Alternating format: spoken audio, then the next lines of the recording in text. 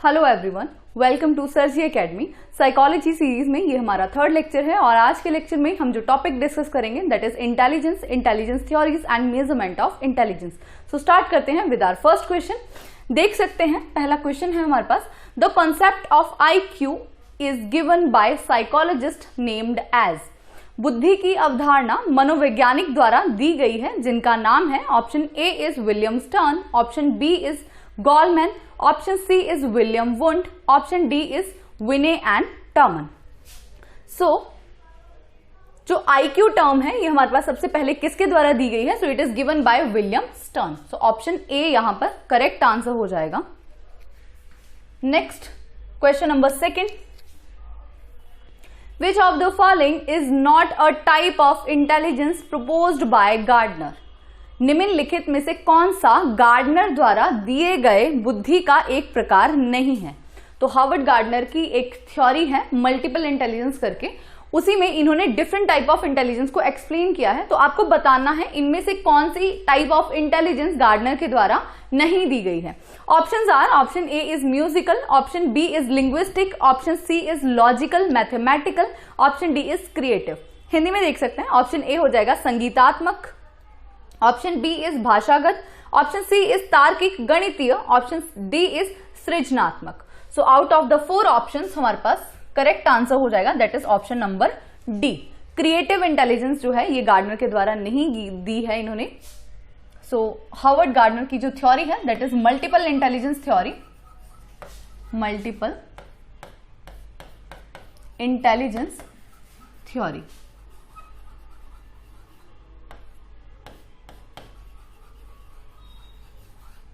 Multiple intelligence theory it is given by Harvard gardener, जिसमें इन्होंने 8 type of intelligence को define किया है। 8 types of intelligence. So 8 types of intelligence में आपके पास कौन कौन सी है? इसमें सबसे पहले है म्यूजिकल। म्यूजिकल इंटेलिजेंस कौन सी है? तो जो भी लोग म्यूजिक से रिलेटेड हैं, जिनको संगीत की म्यूजिकल राइम्स की नॉलेज हो, उनके पास हो जाएगी musical intelligence. Second one is linguistic, तो जो भी लोग भाषा से डील करते हैं, लैंग्वेज के साथ डील करते हैं, उनमें कौन सी हो जाएगी? Linguistic intelligence. Third one is logical mathematical, तो जो कोई हर काम तर्क के साथ करता हो, तर्क वितर्क के साथ करते हो, तो साइंटिस्ट, मैथमेटिशियंस ये आ जाएंगे इनमें। तो 3 तो ये हो गए। इसके अलावा फोर्थ वन आप देख सकते हैं, fourth one is spatial, spatial intelligence, जिसे स्थानिक बुद्धि कहा जाता है। सो स्पेशल इंटेलिजेंस कौन सी हो जाएगी?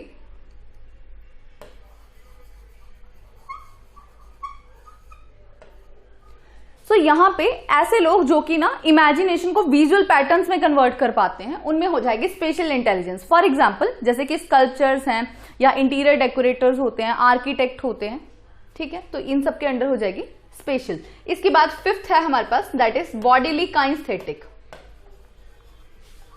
Bodily kinesthetic.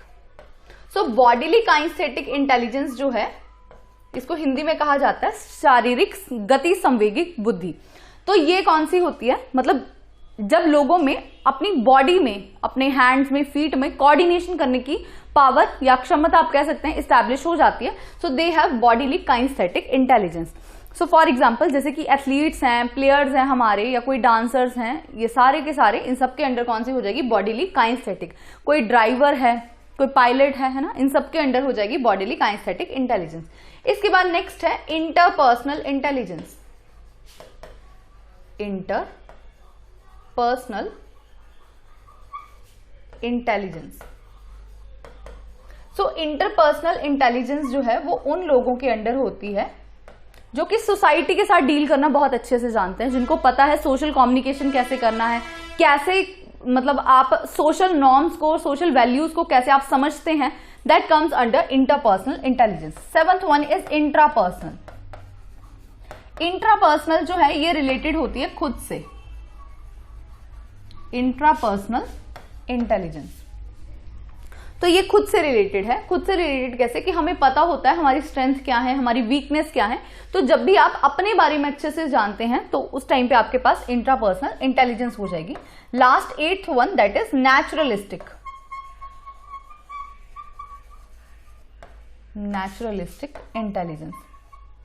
सो जब हमें पता होता है कि नेचर किस तरह से काम करती है, नेचुरल फिनोमिना कैसे वर्क करते हैं, तो जब भी नेचर के रिगार्डिंग हमें नॉलेज है, जैसे कि फॉर एग्जांपल फार्मर्स कह सकते हैं, गार्डनर्स कह सकते हैं, तो इन लोगों को क्या होती है, नेचुरलिस्टिक, इनके पास होती है नेचुरलिस्टिक इंटेलिजेंस। तो ये 8 टाइप्स ऑफ इंटेलिजेंस है described by Harvard gardener.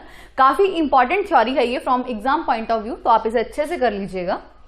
Moving to the question number 3। सो क्वेश्चन ये हमारे पास, ये भी क्वेश्चन हार्वर्ड गार्डनर की ही थ्योरी से है, देख सकते हैं। Ability to detect and respond appropriately to the moods, temperaments, motivations and intentions of others is called.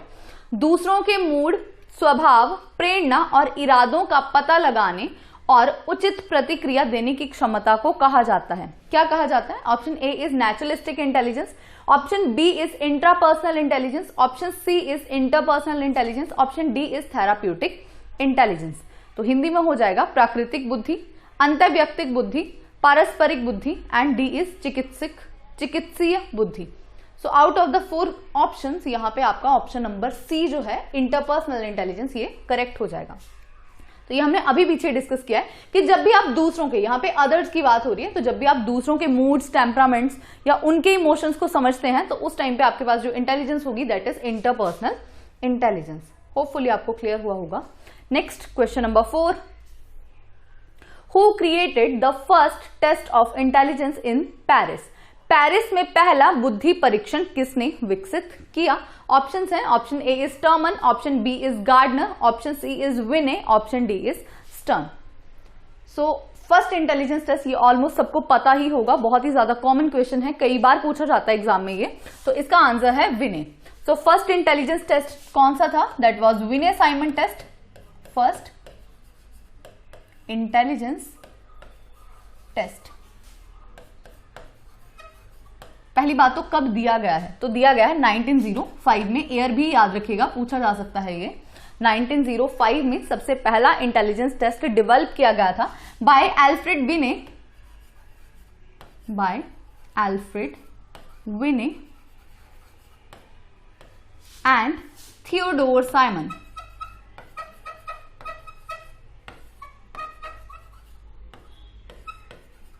which was known as a Vinay-Simon test. Vinay-Simon test. तो it was the first intelligence test जो कि 1905 में develop किया गया था। ये paper pencil test था, paper pencil test. किसके लिए था? तो for 3 to 15 years of children. तो 3 से 15 साल तक के जो बच्चे हैं उनके लिए ये टेस्ट डेवलप किया गया था। ऑल्सो पूछा जाता है कि जो इंटेलिजेंस टेस्ट है ना, वो 2 तरह के होते हैं। एक होते हैं आपके पास इंडिविजुअल टेस्ट, दैट इज व्यक्तिगत बुद्धि परीक्षण, और दूसरे होते हैं ग्रुप टेस्ट, दैट इज समूह बुद्धि परीक्षण। और इंडिविजुअल और ग्रुप, ये दोनों ही टेस्ट फर्दर 2 टाइप्स के होते हैं, जिसमें एक लैंग्वेज बेस्ड होते हैं और एक एक्टिविटी बेस्ड होते हैं। तो लैंग्वेज बेस्ड टेस्ट को कहा जाता है वर्बल इंटेलिजेंस टेस्ट, और जो आपके एक्टिविटी बेस्ड टेस्ट होंगे उनको कहा जाता है नॉन वर्बल इंटेलिजेंस टेस्ट। तो उन्हीं में अगर हम बात करें तो सबसे पहले तो ये आपका व्यक्तिगत बुद्धि परीक्षण है, तो it is a individual intelligence test. और इंडिविजुअल में भी कौन सा?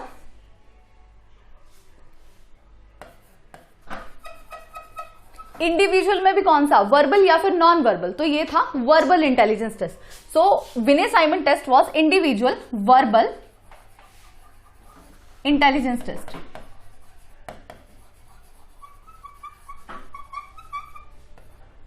तो वर्बल का मतलब जहां पे आप वर्ड्स का इस्तेमाल करेंगे। अब एक चीज और याद रखिएगा, कई बार क्या होता है कि वर्बल वर्ड ना लिख करके लैंग्वेज वर्ड लिखा होता है, तो इसको आप वर्बल टेस्ट या फिर लैंग्वेज टेस्ट भी कह सकते हैं,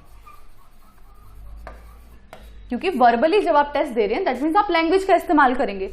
ठीक है, होपफुली आपको इतना सा क्लियर हुआ होगा। अब इसी टेस्ट को फर्दर रिवाइज भी किया है। किसने रिवाइज किया है? तो लुईस टर्मन ने। तो ये भी याद रखिएगा, इस टेस्ट को रिवाइज किया गया था बाय लुईस टर्मन। कब रिवाइज किया गया था? 1916 में। कहां रिवाइज किया गया था? At Stanford University. At Stanford university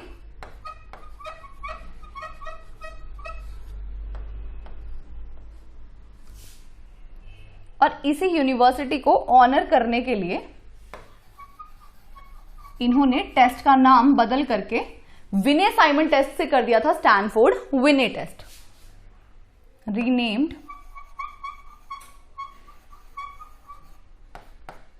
test as Stanford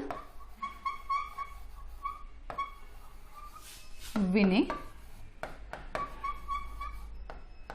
test. तो ये इंपॉर्टेंट क्वेश्चंस है, इंपॉर्टेंट डाटा है, ये याद रखिएगा यहां से। ऑल्सो ये वाला भी जो है ना आपका स्टैनफोर्ड विने टेस्ट, ये भी आपका कौन सा है, इंडिविजुअल वर्बल टेस्ट या फिर आप इंडिविजुअल लैंग्वेज टेस्ट भी इसे कह सकते हैं। होपफुली आपको यहां तक क्लियर हुआ होगा। So next question number 5, According to Gardner's theory of multiple intelligence, which of the following is a kind of intelligence? Gardner के बहुबुद्धि सिद्धांत के अनुसार निम्नलिखित में से कौन एक प्रकार की बुद्धि है? ऑप्शंस हैं आपके पास, linguistic, option B is logical mathematical, option C is spatial, option D is all of above. तो ये हमने अभी सेकंड क्वेश्चन में डिस्कस किया था कि हार्वर्ड गार्डनर ने 8 टाइप्स ऑफ इंटेलिजेंस दिए हैं, और कौन कौन सी 8 टाइप्स दिए हैं, तो उनमें ये तीनों ही आती हैं हमारे पास। तो ऑप्शन नंबर डी यहां पर करेक्ट आंसर हो जाएगा। Next question number 6, according to Thorndike which of the following is not an attribute of intelligence? Thorndike के अनुसार निम्नलिखित में से कौन सा बुद्धि का एक गुण नहीं है? Options are, option A is memory that is स्मृति, option B is range that is विस्तार, option C is speed that is गति, option D is level that is स्तर। तो अब अगर हम बात करें कि थॉर्नडाइक इंटेलिजेंस के साथ कैसे रिलेटेड है, तो थॉर्नडाइक ने भी इंटेलिजेंस की एक थ्योरी दी है by the name multi factor theory of intelligence. Multi factor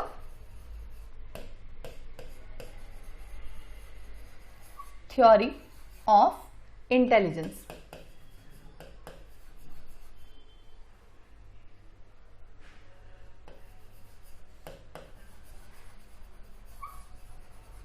यहां से आप एक चीज याद रखिएगा, अगर मल्टीपल इंटेलिजेंस थ्योरी पूछा जाता है तब हार्वर्ड गार्डनर आएंगे, लेकिन अगर मल्टी फैक्टर पूछा जाता है, बहुबुद्धि और बहुकारक, ये दो अलग अलग वर्ड्स हैं। अगर बहुबुद्धि सिद्धांत पूछा जाए तो that is given by Gardner, और अगर बहुकारक सिद्धांत है, बुद्धि का बहुकारक सिद्धांत, तो उस टाइम पे हो जाएगा आपके पास थॉर्नडाइक। थॉर्नडाइक को फादर ऑफ एजुकेशनल साइकोलॉजी भी कहा जाता है, याद रखिएगा, ठीक है। So multi factor theory of intelligence में थॉर्नडाइक ने 3 टाइप्स ऑफ इंटेलिजेंस की बात की है, जिसमें फर्स्ट है social, other one is concrete and next one is abstract. Concrete को मैकेनिकल भी कह दिया जाता है, तो इससे रिलेटेड क्वेश्चन हम आगे डिस्कस करेंगे। तो याद रखिएगा थॉर्नडाइक ने 3 टाइप्स ऑफ इंटेलिजेंस जो है वो दी है, 3 टाइप्स ऑफ इंटेलिजेंस, एंड इनके अकॉर्डिंग ये जो 3 तरह की इंटेलिजेंस है, इनके कुछ ना कुछ एट्रीब्यूट्स होते हैं। तो मेनली 4 तरह के एट्रीब्यूट्स की बात की है इन्होंने, याद रखिएगा 4 एट्रीब्यूट्स की बात की है इन्होंने, 4 attributes of intelligence.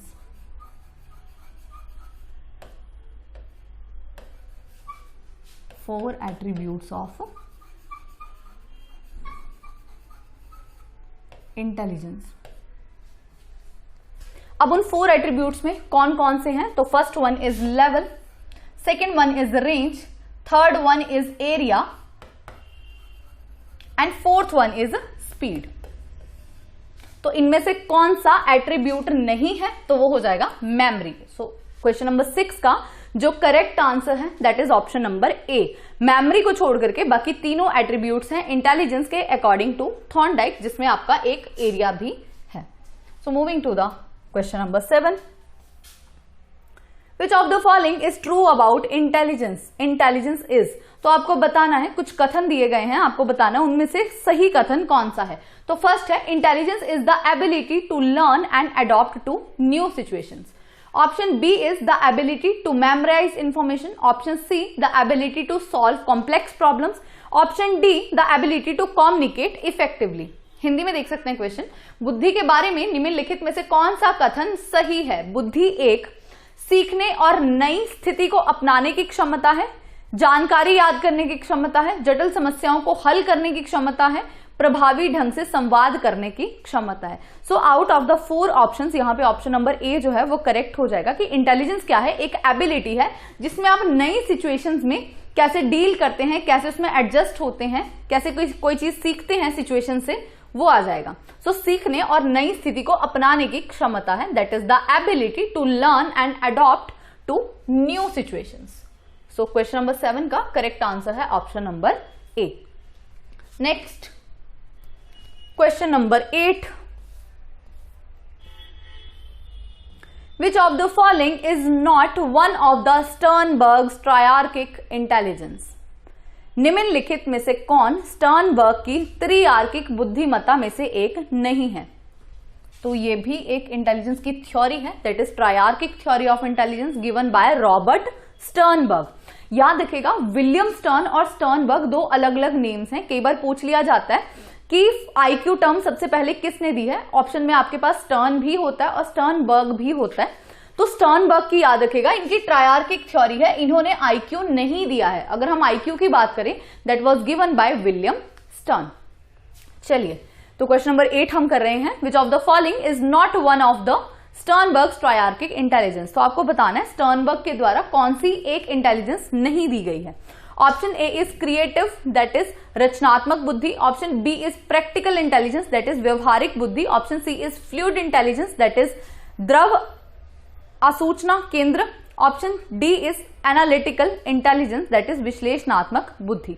So out of the 4 options यहां पे आपके पास ऑप्शन नंबर सी जो है that is the correct answer. So fluid intelligence जो है ये स्टर्नबर्ग ने नहीं दी है। तो सबसे पहले अगर हम बात करें फ्लूइड इंटेलिजेंस की, तो क्रिस्टल एंड फ्लूइड इंटेलिजेंस दी है आरबी कैटल ने। Crystal and fluid intelligence, fluid intelligence जिसको आप ठोस एवं तरल बुद्धि कह सकते हैं, तो it is given by RB cattle.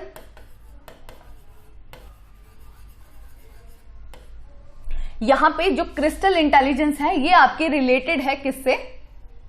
Environment से, वातावरण से। सो वातावरण के अनुभवों से जो आपको सूचना मिलती है, जो आपको बुद्धि मिलती है, that is the crystal intelligence, ठोस बुद्धि जिसे आप कह सकते हैं।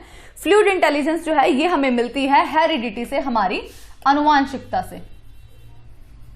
और हम निर्णय लेने के लिए जो रोजमर्रा के हम डिसीजन लेते हैं वो हम फ्लूइड इंटेलिजेंस के बेसिस पर ही लेते हैं। तो ये हो गया आपके पास क्रिस्टल एंड फ्लूइड इंटेलिजेंस। अब इसके बाद बात करते हैं अबाउट स्टर्नबर्ग्स ट्रायआर्किक थ्योरी। तो स्टर्नबर्ग ने 3 तरह की स्टर्नबर्ग्स इंटेलिजेंस की अगर हम बात करें तो 3 तरह की इंटेलिजेंस की इन्होंने बात की है। इसमें सबसे पहली है एनालिटिकल। एनालिटिकल का मतलब होता है विश्लेषणात्मक, विश्लेषण करेंगे आप किसी चीज का। Second one is creative, that is सृजनात्मक। And third one is practical.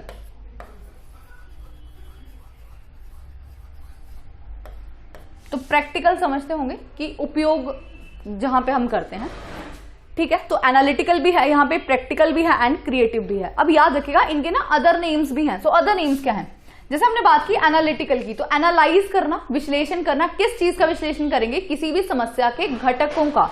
तो दैट इज कॉम्पोनेंशियल, ये अदर नेम्स हो जाएंगे इनके। तो एनालिटिकल को कॉम्पोनेंशियल भी कहा जाता है। क्रिएटिव, कोई भी चीज आप क्रिएटिव कर रहे हैं तो एक्सपीरियंस होता है तभी करते हैं ना। जैसे कि कोई भी क्रिएटिविटी आप शो कर रहे हैं तो आपको उस चीज में एक्सपीरियंस होगा तभी करेंगे, तो इसको एक्सपीरियंशियल भी कहा जाता है। एक्सपीरियंशियल। अब प्रैक्टिकल कर रहे हैं तो ऐसे ही नहीं रैंडमली कहीं भी कर देंगे, है ना, किसी पर्टिकुलर संदर्भ में ही किया जाता है। So that is contextual. Contextual, context का मतलब होता है संदर्भ, किसी पर्टिकुलर संदर्भ में। जैसे मान लीजिए आपको, जैसे कि SU1 सन पे आपको ऐसे लिखना है, तो जो SU1 सन की जो विशेषताएं हैं या जो भी कैरेक्टरिस्टिक्स आप वही लिखेंगे ना उस पैराग्राफ में। SO1 सन की तो नहीं लिख सकते। तो उस तरह से, तो जब भी हम प्रैक्टिकल करते हैं तो किसी एक पर्टिकुलर संदर्भ में करते हैं, दैट इज द कॉन्टेक्चुअल। तो ये अदर नेम्स हैं इनके, ये भी याद रखिएगा, यहां से भी क्वेश्चन पूछा जा सकता है। ठीक है, होपफुली आपको समझ आया होगा। Next question number 9, the structure of intellect model was developed, the structure of intellect model developed by Guilford provides, Guilford द्वारा विकसित बुद्धि संरचना प्रतिमान प्रदान करता है। Option A 160 factors of intelligence, option B 140 factors of intelligence, option C 150, option D 130। तो सबसे पहले क्वेश्चन अराइज होता है कि स्ट्रक्चर ऑफ इंटेलेक्ट मॉडल दिया किसने है, तो वो दिया है जेपी गिलफोर्ड ने। He was an American psychologist. इसको और क्या कहा जाता है, it is also called as 3D model of intelligence. 3D model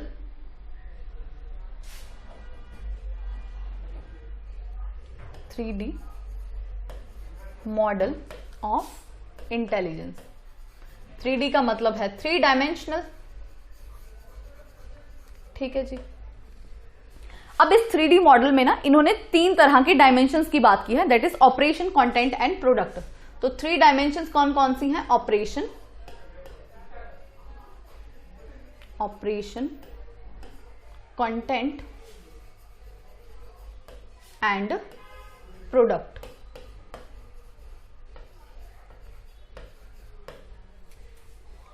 ठीक है।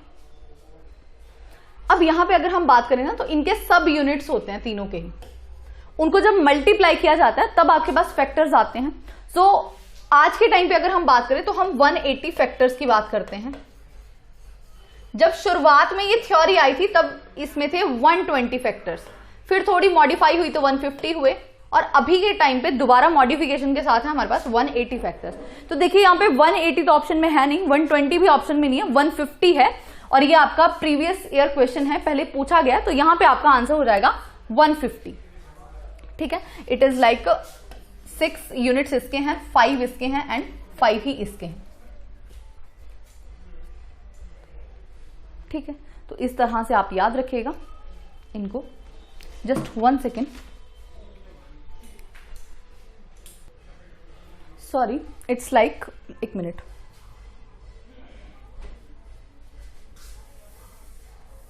यहां पे अगर हम इनके ना फैक्टर्स की बात करें तो अगर हम 150 के अकॉर्डिंग बात कर रहे हैं तो ऑपरेशन में आपके पास आ जाएंगे 5, यहां भी आ जाएंगे 5 और यहां पे हो जाएंगे 6। ठीक है, ये 150 के अकॉर्डिंग है। इससे पहले 4, 5, 6 था, आज के टाइम पे 6, 5, 6 है। तो ये अलग अलग फैक्टर्स हैं जो बार बार, ये थ्योरी जब रिवाइज हुई है तो बार बार रिविजन के टाइम पे ये जो फैक्टर्स हैं ये चेंज किए गए हैं। तो सिंपली आप याद रखिएगा, अगर 120 ऑप्शन आता है तो आप उसके साथ भी जा सकते हैं, 150 या फिर 180। मोस्ट प्रोबेबली आपको जो क्वेश्चन है वो 150 के अकॉर्डिंग पूछा जाएगा। तो ये आप याद रखिएगा कि स्ट्रक्चर ऑफ इंटेलेक्ट मॉडल जो है इसमें कितने फैक्टर्स हैं, दैट इज 150 फैक्टर्स। और ये आए कहां से हैं, तो ऑपरेशन, कंटेंट और प्रोडक्ट, इनके सब फैक्टर्स हैं या सब यूनिट्स हैं। अगर आप उनको मल्टीप्लाई करते हैं तो आपके पास आंसर जो है वो आ जाएगा 150। ठीक है जी। तो moving to the next question, question number 10। Question number 10 is multi dimensional ability is, बहुआयामी योग्यता है। तो इनमें से कौन सी बहुआयामी योग्यता है वो बताना है आपको। Option A is mechanical aptitude, that is यांत्रिकी अभिक्षमता। Option B is attitude, that is अभिवृत्ति। Option C is intelligence, that is बुद्धि। Option D is numerical ability, that is अंक गणितीय क्षमता। सो याद रखिएगा, मल्टी डायमेंशनल, जैसे मल्टीपल इंटेलिजेंस थ्योरी है ना, उसी तरह से मल्टी डायमेंशनल एबिलिटी आपके पास है इंटेलिजेंस। वैसे भी हमने इसमें 3D मॉडल जो है इंटेलिजेंस का वो पढ़ा है, मतलब कि तीनों डायमेंशंस में जो इंटेलिजेंस है वो वर्क करती है। ऑल्सो एक चीज इंपॉर्टेंट आप यहां से याद रखिएगा कि इंटेलिजेंस आपकी इननेट पावर होती है, ये एक जन्मजात क्षमता होती है जिसे हम इन्वायरमेंट में डिफरेंट सिचुएशंस के साथ मतलब डील करके उसको हम एनहांस करते हैं। तो इंटेलिजेंस इज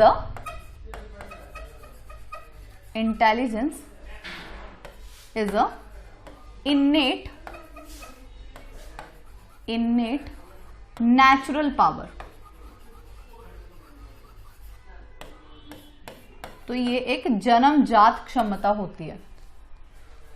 ठीक है, next question number 11। Who among the following defines intelligence as the aggregate or global capacity of the individual to act purposefully think rationally and to deal effectively with the environment। तो ये question आपका definitions में से है, मतलब intelligence की definition है ये। तो हिंदी में देख सकते हैं, निम्नलिखित में से किस मनोवैज्ञानिक ने बुद्धि को तर्क संगत रूप से सोचने, उद्देश्यपूर्ण तरीके से काम करने और पर्यावरण के साथ प्रभावी ढंग से निपटने के लिए वैश्विक क्षमता के रूप में परिभाषित किया है? Options are, option A is Spearman, option B is विने, option C is David Wechsler, option D is Galton. So intelligence की ये जो डेफिनेशन है ये दी गई है बाय वैशलर, तो ये आप याद रखिएगा। Next question number 12, the following are the 3 categories of intelligence by Thorndike. तो पीछे भी हमने थॉर्नडाइक की थ्योरी से बात की थी, ये सेम क्वेश्चन उसी थ्योरी में से है। तो आपको बताना है कि थॉर्नडाइक द्वारा बुद्धि की 3 श्रेणियां कौन सी हैं। Option A is normal, above normal and below normal, option B is linguistic, musical and place that is local, option C is abstract, mechanical and social, option D is logical, interpersonal and intrapersonal. Hindi में भी options देख सकते हैं, सामान्य, सामान्य से अधिक तथा सामान्य से कम, भाषात्मक, संगीतात्मक तथा स्थान संबंधित, जिसको आप स्थानागत कह सकते हैं, ऑप्शन सी इज अमूर्त, यांत्रिक तथा सामाजिक, ऑप्शन डी इज तार्किक, अंतर्व्यक्तिक तथा आंतव्यक्तिक। So from the above 4 options, यहां पे आपके पास एक सेकेंड, यहां पे आपके पास जो क्वेश्चन नंबर 12 है, इसका आंसर कौन सा हो जाएगा आपके पास correct? That is option number C, abstract, mechanical and social. तो हमने पहले भी बात की थी कि थॉर्नडाइक ने 3 टाइप्स ऑफ इंटेलिजेंस दिए हैं, जिसमें आपकी कौन कौन सी आ जाती है? Social, second one was concrete, अगर कॉन्क्रीट ना लिखा हो तो मैकेनिकल लिखा हो सकता है, एंड एब्स्ट्रैक्ट। और इन्हीं के मतलब इन 3 टाइप्स ऑफ इंटेलिजेंस के फर्दर 4 एट्रीब्यूट्स दिए थे, जिसमें लेवल, रेंज, एरिया और स्पीड आते हैं। चलिए next question number 13, progressive matrices test was developed by. तो प्रगतिशील मैट्रिसेस परीक्षण डैश द्वारा विकसित किया गया है। Option A is Raven, option B is Guilford, option C is Tolman, option D is Terman. So Raven's progressive matrices करके एक टेस्ट है इंटेलिजेंस का, तो यहां पे आंसर आपका ऑप्शन नंबर ए हो जाएगा। रेवन ने प्रोग्रेसिव मैट्रिसेस को डेवलप किया है। ये किसके अंडर आता है? जैसे हमने बात की थी ना कि इंटेलिजेंस टेस्ट आपके पास इंडिविजुअल भी होते हैं और ग्रुप भी होते हैं। तो पहली बात तो ये क्या है, आपके पास ग्रुप इंटेलिजेंस टेस्ट है, ग्रुप इंटेलिजेंस टेस्ट। अब ग्रुप इंटेलिजेंस टेस्ट में भी ये कौन सा है, वर्बल या फिर नॉन वर्बल? तो याद रखिएगा ये आपके पास नॉन वर्बल टेस्ट है, नॉन वर्बल टेस्ट। तो इतना सा आप यहां से याद रखिएगा। Next question number 14, which type of test are army alpha and army beta test? Army alpha और आर्मी बीटा किस प्रकार के परीक्षण हैं? Option A is individual intelligence test, option B is group intelligence test, option C is creativity test, option D is personality test. Hindi में हो जाएगा व्यक्तिगत बुद्धि परीक्षण, ऑप्शन बी समूह बुद्धि परीक्षण, ऑप्शन सी इज सृजनात्मक परीक्षण, ऑप्शन डी इज व्यक्तिगत परीक्षण। So army alpha and army beta ये आपके क्या है? सबसे पहले तो इंटेलिजेंस टेस्ट है। कौन सा इंटेलिजेंस टेस्ट है? तो ये आपके ग्रुप इंटेलिजेंस टेस्ट है, जिसमें आर्मी अल्फा जो है, आर्मी अल्फा ये आपका आता है वर्बल में, एंड आर्मी बीटा जो है, आर्मी बीटा ये आपका आता है नॉन वर्बल में। ठीक है, नेक्स्ट देख सकते हैं question number 15, the ratio which states the relationship between the mental age and chronological age is called. Option A is development quotient, option B is intelligence quotient, option C is performance quotient, option D is emotional quotient. वह अनुपात जो मानसिक आयु और कालानुक्रमिक आयु के बीच संबंध बताता है उसे कहा जाता है विकास भागफल, बुद्धि लब्धि, प्रदर्शन भागफल या फिर भावनात्मक गुणक। तो रेशो नॉर्मली आप समझते ही होंगे, अनुपात है ना, तो किसके बीच में? Mental age and chronological as, sorry,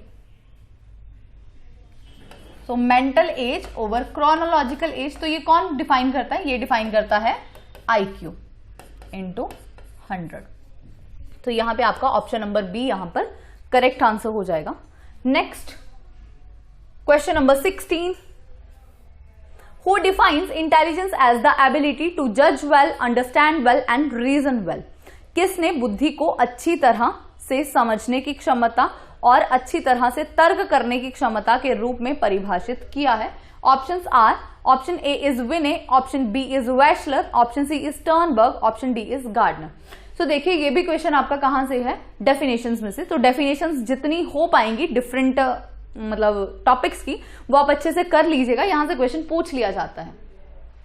so intelligence को एबिलिटी टू जज well, understand well and reason well, ये किसने कहा है? तो it is called by Alfred विने। सो ऑप्शन ए यहां पर करेक्ट आंसर हो जाएगा। Next question number 17, low IQ of children brought up in orphanage is mainly due to. अनाथालयों में पलने वाले बालकों की कम बुद्धि लब्धि का प्रमुख कारण है। Option A is deprived environment, option B is heredity, option C is biological deprivation, option D is none of these. So वंचित वातावरण, अनुवांशिकता, जैविक अभाव या फिर इनमें से कोई नहीं। सो ऑर्फनेज में, अनाथालयों में पलने वाले बच्चों की कम बुद्धि लब्धि का कारण क्या है? कि उनको प्रॉपर एनवायरनमेंट नहीं मिल पाता, मतलब कि वो एक अच्छे वातावरण से वंचित रह जाते हैं। सो क्वेश्चन नंबर 17 का जो करेक्ट आंसर है that is option number A, deprived environment, वंचित वातावरण। Next question number 18, equation G plus S1 plus S2 plus S3 plus up to so on A is related with. समीकरण G plus S1 plus S2 plus S3 plus up to so on A किससे संबंधित है? Option A है Thurstone's group factor theory, option B Spearman's two factor theory, option C थॉर्नडाइक्स trial and error theory, option D both B and C. So यहां से देख सकते हैं ये जो आपकी इक्वेशन है, यहां से G plus S1 plus S2 plus S3 is equal to A, ये किससे रिलेटेड है? So it is related to the Spearman's two factor theory. तो हमें पता ही है स्पीयरमैन ने इंटेलिजेंस की टू फैक्टर थ्योरी दी है हमारे पास, two factor theory of intelligence given by Charles Spearman. अब ये टू फैक्टर्स कौन कौन से हैं इसमें? तो एक है आपके पास G फैक्टर, एक है आपके पास S फैक्टर। G फैक्टर जो होता है ना, ये सबके अंडर होता है कॉमन, सबके अंदर एक जैसा ही होगा, जो हमें कहां से मिलता है? हमारी हेरिडिटी से। ठीक है। जो S फैक्टर है ये डिफरेंट होता है डिफरेंट लोगों में, और ये कहां से हमें मिलता है? ये हमें मिलता है एनवायरमेंट से। तो सभी अलग अलग एनवायरमेंट में रहते हैं, अलग अलग चीजों को एक्सपीरियंस करते हैं। So based on the experience आपके अलग अलग स्पेसिफिक फैक्टर्स जो हैं वो डेवलप हो जाते हैं। तो G जो कि कॉमन है, और स्पेसिफिक फैक्टर्स मतलब स्पेसिफिक इंटेलिजेंस आप में 1 2 3 4 कितनी भी हो सकती हैं। So S1 plus S2 plus S3 up to so on, मतलब जितनी भी होंगी, और ये सम अप करके आपके पास क्या बनाती हैं? A। तो याद रखिएगा ये इक्वेशन किससे रिलेटेड है? तो it is related to the Spearman's two factor theory of intelligence. Hopefully आपको क्लियर हुआ होगा। Next question number 19, an important feature of creativity is. सृजनात्मक चिंतन की एक महत्वपूर्ण विशेषता है।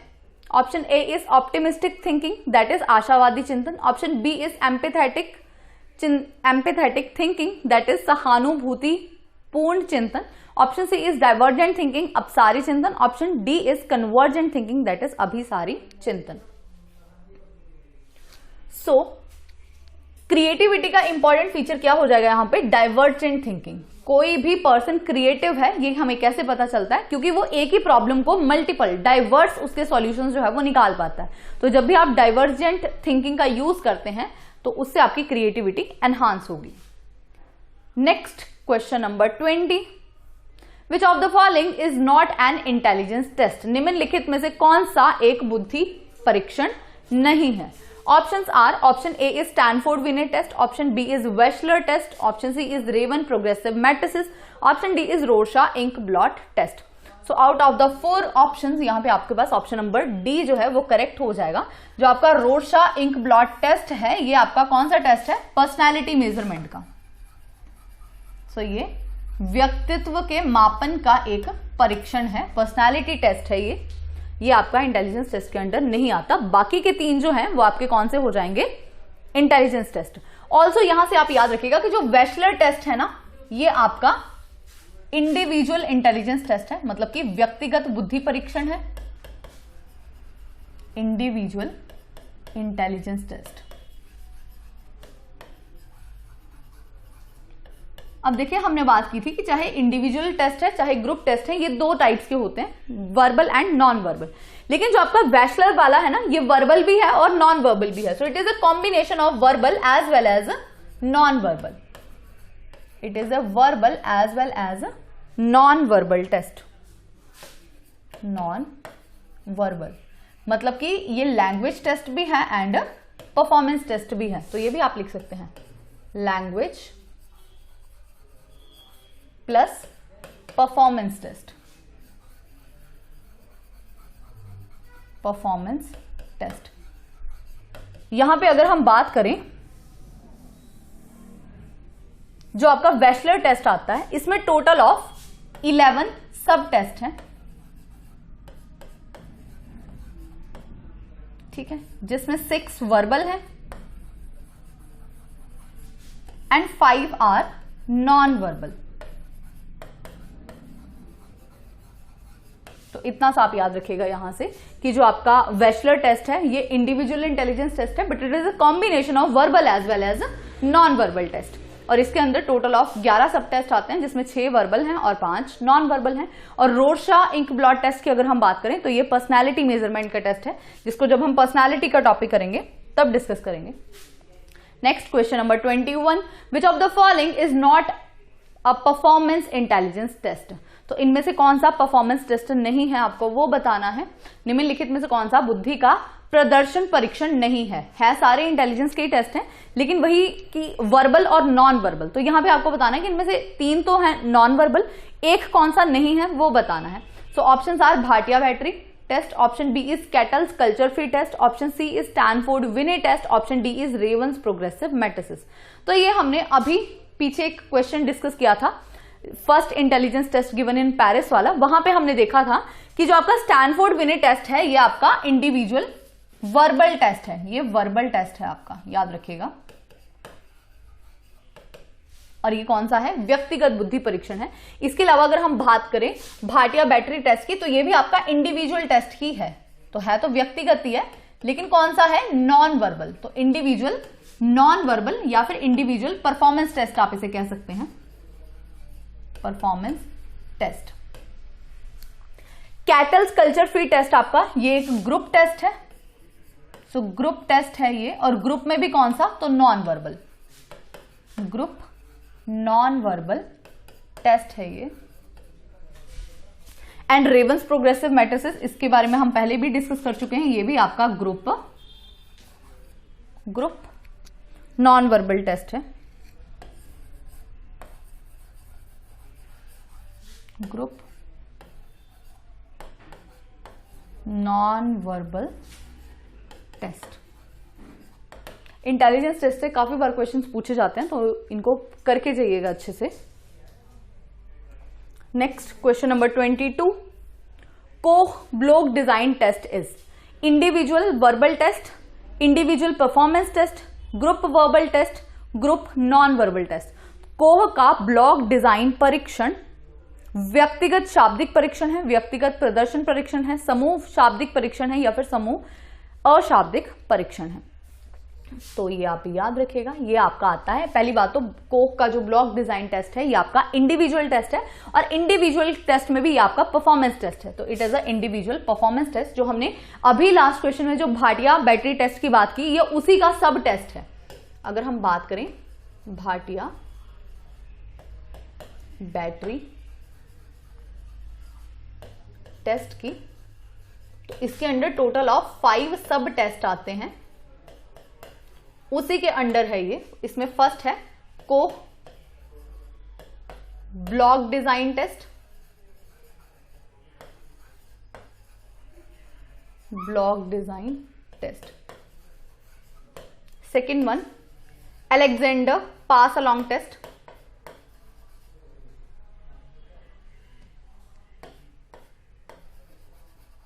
Alexander pass along test.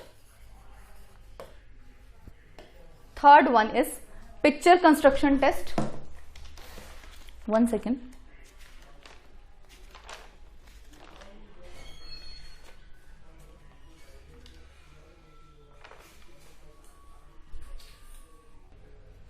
So next is picture construction test.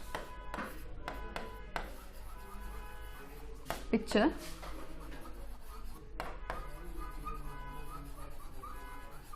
construction test. Next one is immediate memory test.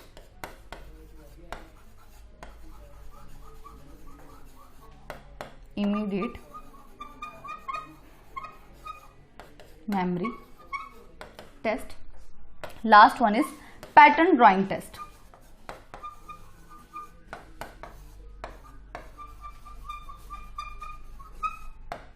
ठीक है, तो ये आप याद रखिएगा, ये 5 सब टेस्ट हैं। एक बार जस्ट देख जाइएगा यहां से, क्योंकि ये जो कोह ब्लॉक डिजाइन टेस्ट है ये क्वेश्चन पहले पूछा गया है। ठीक है, ऑल्सो याद रखिएगा जो भाटिया बैटरी परफॉर्मेंस स्केल है इसके अंडर 5 सब टेस्ट आते हैं। उन्हीं 5 सब टेस्ट में जो कोह ब्लॉक डिजाइन टेस्ट है वो भी एक टेस्ट है। So next question number 23, name the first psychologist who defined mental as. मानसिक आयु को परिभाषित करने वाले प्रथम मनोवैज्ञानिक का नाम बताइए। Option A is Alfred Binet, option B is CM Fleming, option C is JP Guilford, option D is LL Thurstone. So mental age का कॉन्सेप्ट किसने दिया है? It is given by Alfred Binet. So ये याद रखिएगा, important है। Next question number 24, Ramesh and Ankit have same IQ. तो ये जो आपका आईक्यू का फॉर्मूला है वहां से आईक्यू निकालने के लिए क्वेश्चन है। तो रमेश और अंकित दोनों का सेम आईक्यू है of 120। Ramesh is 2 years younger than Ankit. If Ankit is 12 years old then the mental age of Ramesh is. Option A is 9 years, option B is 10 years, option C is 12 years, option D is 14 years। Ramesh और अंकित की बुद्धि लब्धि 120 है। रमेश अंकित से 2 वर्ष छोटा है। यदि अंकित की मानसिक आयु 12 वर्ष है तो रमेश की मानसिक आयु क्या होगी? सो देखिए यहां पे सबसे पहले अगर हम बात करें आईक्यू की, तो आईक्यू आपके पास क्या होता है? It is your mental as over chronological age into 100।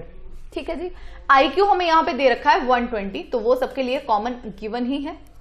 ठीक है, मेंटल एज आपको यहां पे निकालनी है, तो मेंटल एज को तो ऐसे ही रहने दीजिए, नीचे हम लिख देते हैं आर, क्योंकि आपको रमेश की निकालनी है। ठीक है, क्रोनोलॉजिकल एज अब यहां से कितनी होगी? तो देखिए रमेश जो है वो 2 साल छोटा है अंकित से, तो अगर अंकित की एज 12 years है तो रमेश की एज कितनी होगी? 10 years। तो यहां पे आपके पास 10 आ जाएगी वैल्यू एंड इट इज 100। ठीक है, तो ये आप कर सकते हैं solve. It will be 120 into 10 divided by 100 is equals to mental age.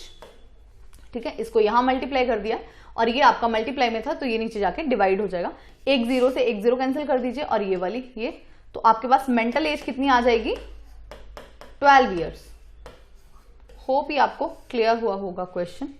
ठीक है, ऐसा एक क्वेश्चन पूछा गया है पहले भी एग्जाम में, तो इस तरह से आप मेंटल एज निकाल सकते हैं, क्रोनोलॉजिकल एज निकाल सकते हैं। अगर दोनों गिवन है तो आईक्यू भी निकाला जा सकता है।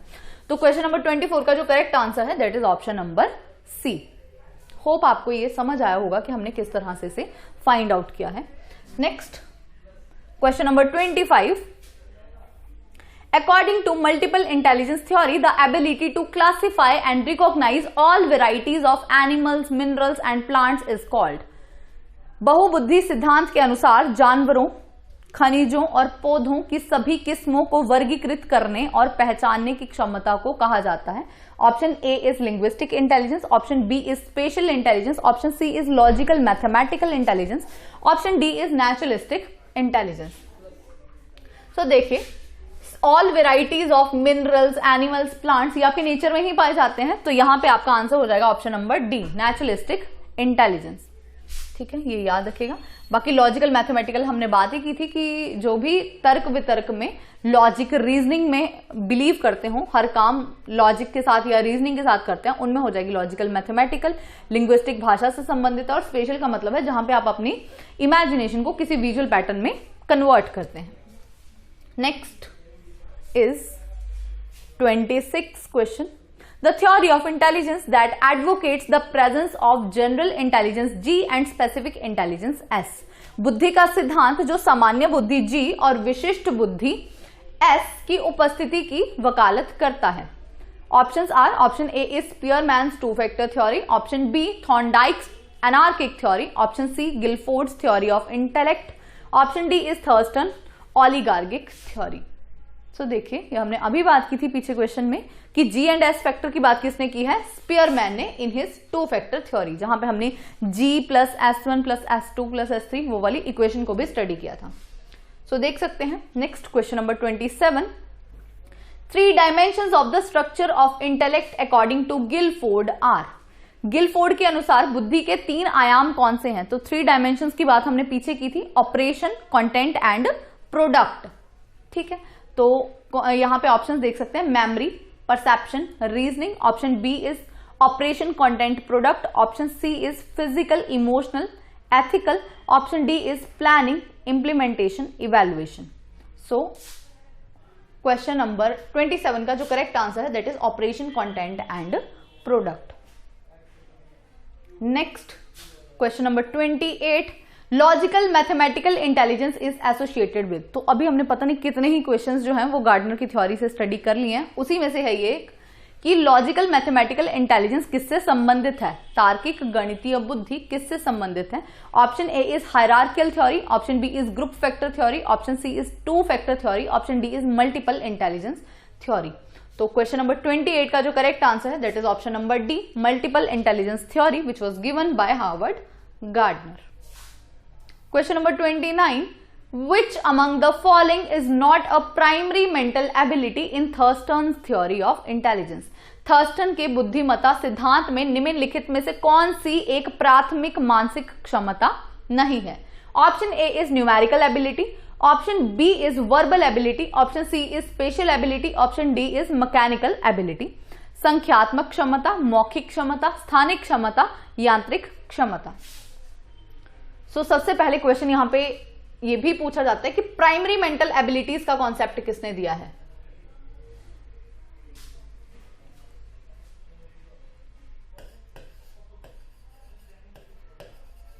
Primary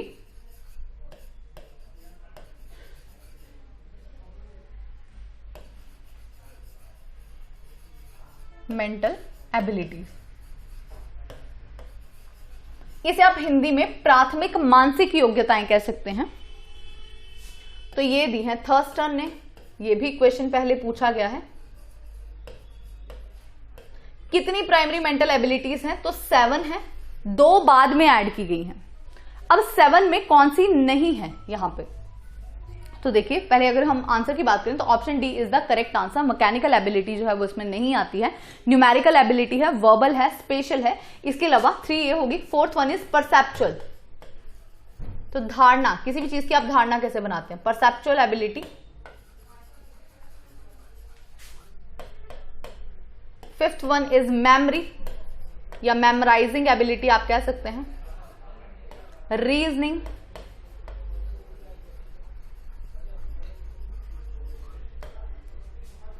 7th one is word fluency, word fluency जिसे शब्द प्रवाह कहा जा सकता है। तो 7 ये है, और बाद में 8, 9 जो है वो इस रीजनिंग को ही चेंज करके मतलब आगे एक्सपैंड की गई हैं। तो जिसमें एक हो जाएगी आपकी divergent thinking,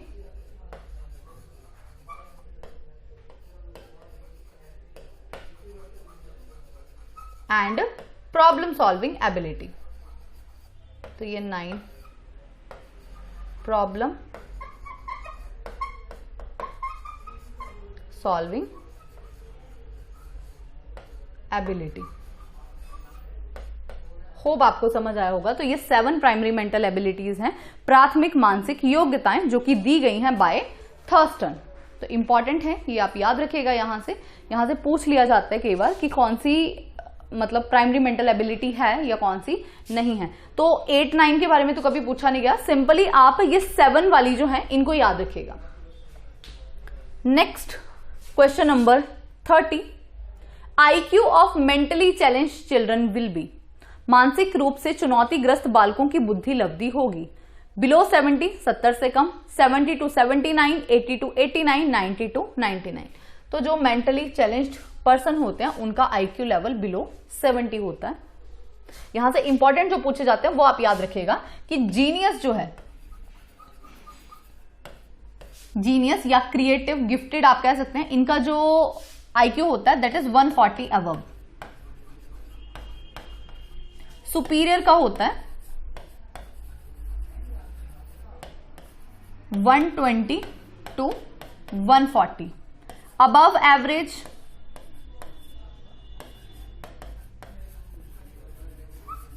110 to 120। Average IQ वाले होते हैं 90 to 100। ये इंपॉर्टेंट है, ये आप याद रखिएगा। और जो भी मेंटली चैलेंज्ड है या जो भी बैकवर्ड है वो सारे फिर बिलो 70 आ जाएंगे। तो ये इंपॉर्टेंट है, ये आप याद रखिएगा। ऑल्सो एक क्वेश्चन यहां से पूछा जाता है, जैसे कि IQ है ना हमारे पास, तो इसका फॉर्मूला क्या होता है, MA over CA into 100। So if mental age is equal to chronological age, अगर आपकी मेंटल एज जो है वो क्रोनोलॉजिकल एज के इक्वल है, देन IQ जो है वो कितना होगा, तो ये होगा एवरेज। क्योंकि देखिए ये बराबर है ना, तो ये कट जाएगा, तो आपके पास 100 बचा, एंड 100 IQ कहां आता है आपका, एवरेज में। तो हमेशा याद रखिएगा जब भी मेंटल एज और क्रोनोलॉजिकल एज मतलब आपकी मानसिक आयु और वास्तविक आयु जब भी समान हो, तो उस केस में आपकी जो बुद्धि लब्धि है वो कितनी होगी, सामान्य बुद्धि लब्धि। मैक्सिमम ऑफ पॉपुलेशन जो है वो एवरेज IQ में ही लाई करती है। Next question number 31, WISC is used to measure intelligence of. WISC द्वारा डैश की बुद्धि का मापन किया जाता है। Option A is children that is बालकों का, ऑप्शन बी इन्फेंट्स शिशुओं का, option C adults that is वयस्कों का, option D is none of these, इनमें से कोई नहीं। सो WISC ये एक वेशलर की इंटेलिजेंस स्केल है विच इज फॉर चिल्ड्रन। तो ए ऑप्शन यहां पे करेक्ट हो जाएगा।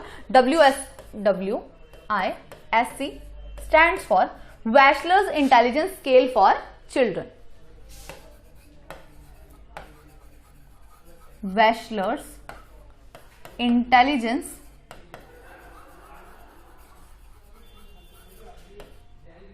Scale for children. ठीक, ऐसे ही एक सेकेंड, ऐसे ही और भी है इनकी, एडल्ट्स के लिए भी है WAIS। तो यहां पे ए का मतलब एडल्ट्स हो जाएगा, वेशलर्स एडल्ट इंटेलिजेंस स्केल। एक और है WPPSI that is Wechsler's pre primary scale of intelligence. तो प्री प्राइमरी चिल्ड्रन के लिए pre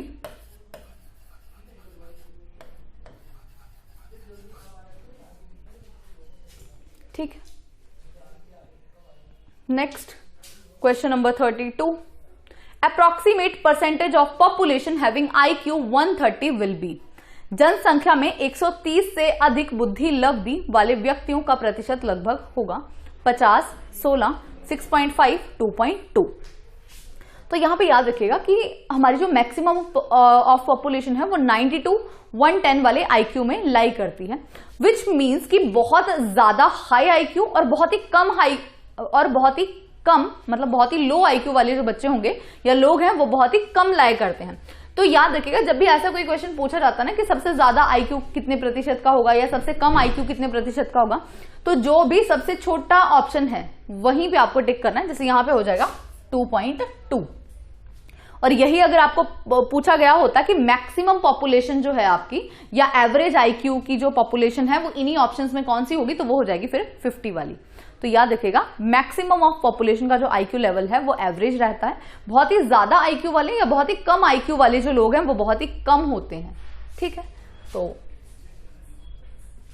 next and last question for today, that is non verbal test of intelligence are suitable for. अशाब्दिक बुद्धि परीक्षण किसके लिए उपयुक्त हैं? ऑप्शन ए है deaf and dumb, that is बहरा और गूंगा। Option B is literate, that is साक्षर। Option C is backward children, that is पिछड़े बालक। ऑप्शन डी इज उपरोक्त सभी, that is all of these. तो देखिए नॉन वर्बल जो इंटेलिजेंस टेस्ट है वो इनमें से किसी के लिए भी यूज किए जा सकते हैं, तो ऑल ऑफ द अबव जो है यहां पर वो आंसर हो जाएगा। तो ये कुछ क्वेश्चंस थे इंटेलिजेंस के, काफी इंपॉर्टेंट क्वेश्चंस हैं ये। अगर आप इनको भी करके जाते हैं तो भी काफी ज्यादा आपका इंटेलिजेंस का जो टॉपिक है वो कवर हो जाएगा। ऑल्सो आप जो प्रीवियस ईयर्स हैं या अदर क्वेश्चंस हैं उनको भी देख लीजिएगा। सो आज के लेक्चर में इतना ही, मिलेंगे नेक्स्ट लेक्चर में with the next topic. Thank you.